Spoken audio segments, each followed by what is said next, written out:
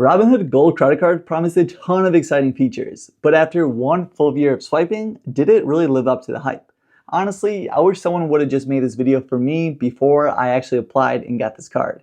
There's some hidden rules you definitely need to be aware of.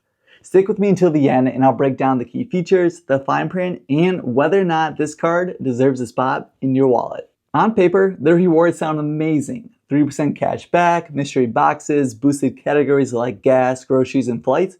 But here's what I learned after 1 year of using the card.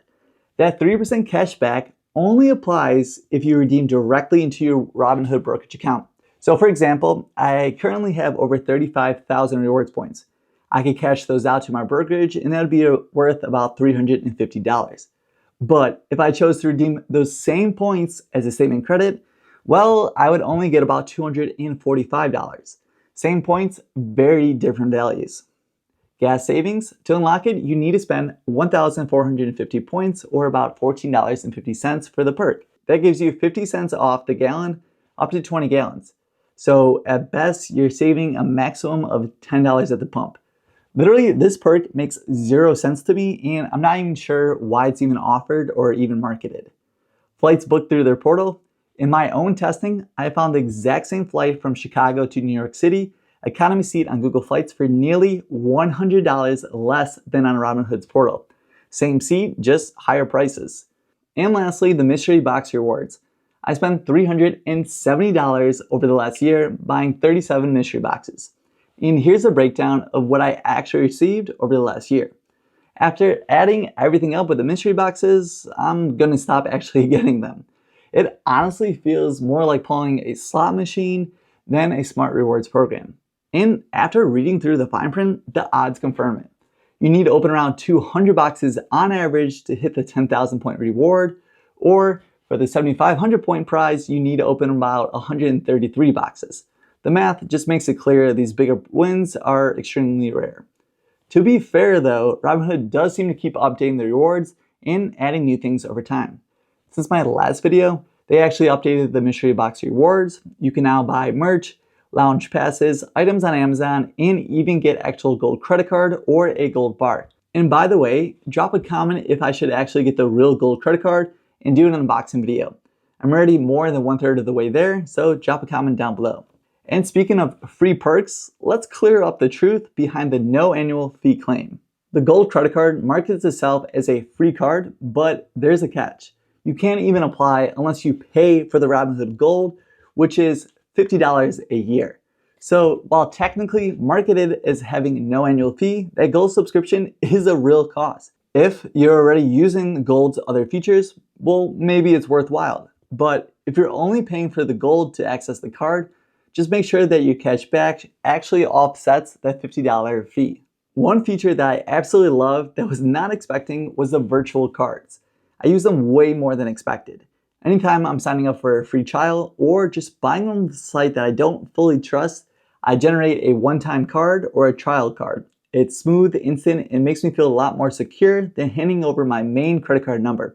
This honestly is a fantastic feature and I wish all my other credit cards had these as well. But of course, features only go so far. What happens when something goes wrong?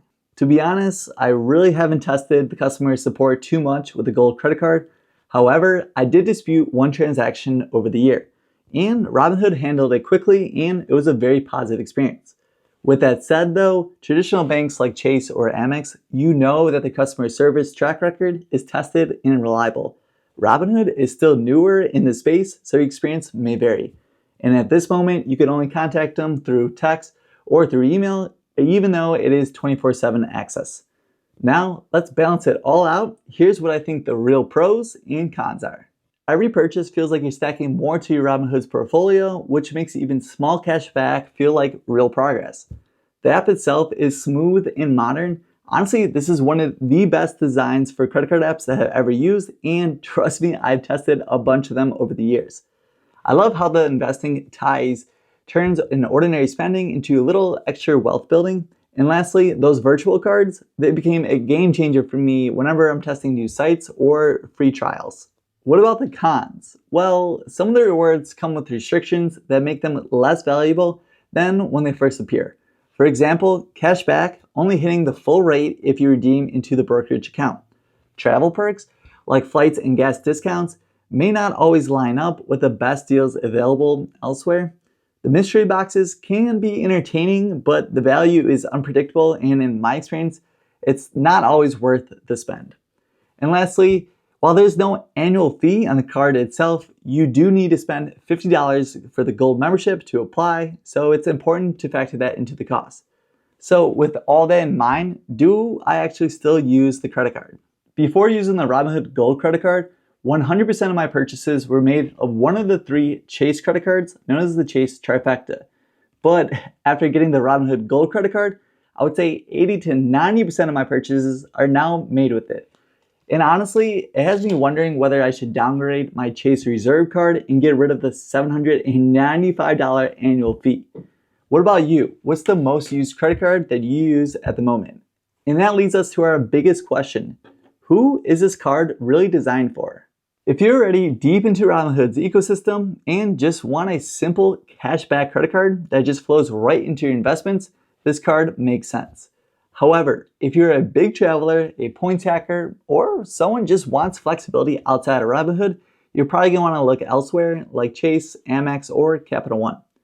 So after a full year, what's my honest verdict with this credit card? So is the Robinhood Gold credit card actually worth it? For me, well, yes, but with some caveats. It's not the perfect card by any means, and the marketing just glosses over some fine print details that are pretty important. After one full year of using it, it's earned a permanent spot in my wallet, which is actually a pretty big deal because I only have 4 slots. And it's even beating out the Chase trifecta, which I swore for the last 7 years. If you're curious about other fintech products, I've also tested other apps like Acorns, Fundrise, and Autopilot to just name a few, so check out those honest review videos. And thank you for watching.